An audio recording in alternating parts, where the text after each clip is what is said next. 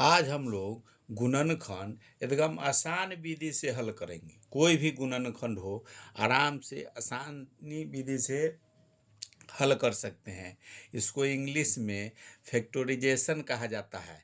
इसको किस तरह से हल करना है, कोई भी अगर गुणनखंड है इसको किस तरह से हल करना है, तो गुणनखंड का विधि होता है। सबसे आसान विधि नियम है कि पहला, जैसे फर्स्ट पद, दूसरा पद, तीसरा पद, तीन गो ए बी सी रहता है। तीनों पद में पहला और अंतिम वाला का गुना करना है। पहला और अंतिम वाला का गुना करना है, पहला काम है। तो जब 48 है, उसमें एक से स्क्वायर में अगर गुना करते हैं तो ये हो जाता है 48 एक्स स्क्वायर होगा। दोनों का जब गुना करिएगा तो ये दोनों का जो भी अगर संख्या रहता तो संख्या से गुना कर देते, या चर अचर दोनों का गुना होगा। तो इसमें 48 और एक्स स्क्वायर में गुना करेंगे तो 48 एक्स स्क्वायर। दूसरा कोई अगर गुणनखंड है तो उसी तरह से पहला और अंतिम वाला का गुना करना है। अब इसका एक्स स्क्वायर है, इसमें दो पार्ट में इसको इस तरह से तोड़ना है। दो पार्ट में इसका गुणनखंड इस तरह से दो भाग करना है कि अगर यहाँ लास्ट वाला अगर प्लस है तो जोड़ने के बाद, अगर लास्ट वाला जो सी वाला अगर माइनस है तो घटाने के बाद ये बीच वाला संख्या आना चाहिए। और वो जो संख्या आएगा जोड़ने या घटाने पर, उसको गुना करने पर 48 एक्स स्क्वायर होना चाहिए।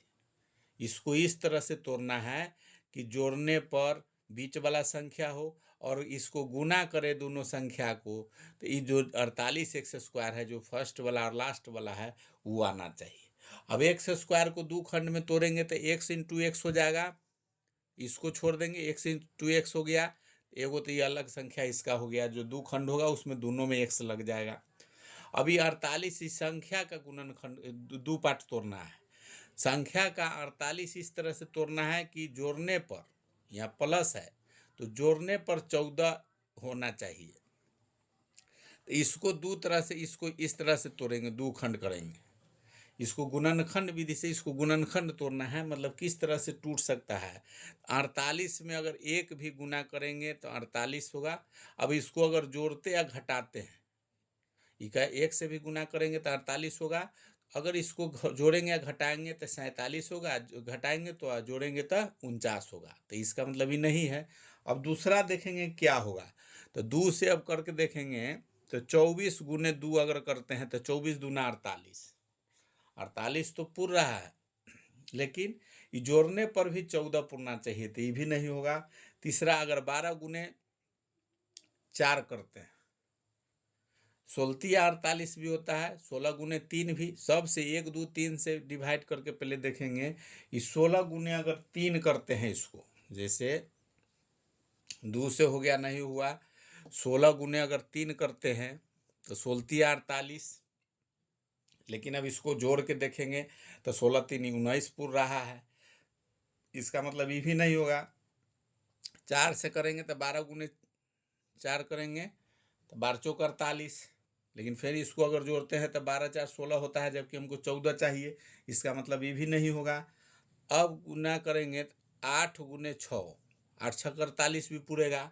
अब इसको जोड़ के देखेंगे, जोड़ेंगे तो 8 6 14, 14 हमको चाहिए तो 14 पूर रहा है।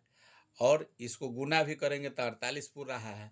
अब इसके साथ है, दोनों के साथ एक्स अगर लगा देते हैं, एक्स दोनों के साथ लगेगा तो एगो 8 एक्स गुना 6 एक्स। अगर ये दोनों का गुना करते हैं तो 8 6 48 एक्स स्क्वायर हो जाएगा। अब इसमें नियम है, यही हमको लेना है जिससे जोड़ने के बाद पूर रहा है 14 एक्स। इसको अगर जोड़ते हैं 8 6 14, अगर जोड़ करेंगे यहाँ तो 8 6 14 एक्स है तो एक्स हो जाएगा, और गुना भी करेंगे तो 8 6 48 एक्स स्क्वायर। लेना इसी को है। अब यही चीज़ यहाँ जो दूसरा पद है उसके जगह पर हमको लिखना है।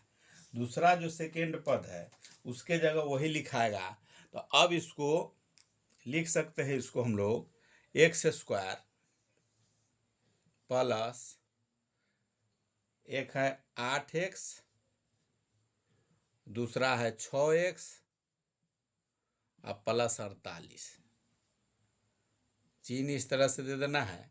इसमें अब देखना है फर्क पड़ा कि नहीं। एक्स स्क्वायर के एक्स स्क्वायर है, ये दोनों अगर जोड़ते हैं तो 8 6 14, एक्स है तो 14 एक्स हो गया, ये 48 है। सेम जो समीकरण था उसका गुणनखंड दो खंड में तोड़े तो इस तरह से हो गया।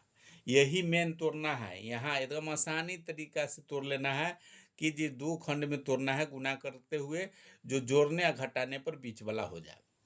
अब इसको इसमें कॉमन ले लिया जाता है जो दोनों में हो, तो इसमें दोनों में क्या है, एक्स दोनों में है, एक्स इसमें कॉमन ले लेंगे तो एक एक्स बच गया। उसके बाद इसमें का एक्स चला गया तो ये बच गया प्लस में 8 बच गया। दूसरा कॉमन यहाँ लेना है, यहाँ सेम है, इस सेम आना चाहिए। जब ये गुणनखंड बनाएंगे तो इसमें सेम आना चाहिए। जैसे एक्स है, एक्स 8 है तो 8 प्लस 8 ये आना चाहिए यहाँ, तब गुणनखंड सही होगा। अब इसमें कॉमन क्या लेंगे, तो यहाँ प्लस चिन्ह है तो प्लस लेंगे। इसमें एक्स आने के लिए इसमें 6 एक्स्ट्रा है तो 6 इसको अगर कॉमन ले लेते हैं तो 6x, ये गुना करेंगे तो 8 6 48, ये पूरा है। इसका मतलब समीकरण हमारा सही बना हुआ है। दोनों जो कॉमन लिए है बीच वाला जो है वो सेम होना चाहिए दोनों में। अब इसका आंसर में जो कॉमन दोनों में लिए हुए हैं उसको एक जगह रखेंगे तो x प्लस 6, और दूसरा हो गया जो ब्रैकेट के अंदर रहेगा वो हो जाता है आंसर। जो दोनों में है वो एक जगह ही आ जाता है, जो दो कॉमन लिए हुए हैं वही, यही आंसर हो गया। इसी विधि से कोई भी गुणनखंड आप आसानी से बना सकते हैं। वीडियो अगर अच्छा लगा है तो लाइक कीजिए, सब्सक्राइब कीजिए, शेयर कीजिए। जो भी नया वीडियो होगा आपको अपडेट होते रहेगा, मिलते रहेगा।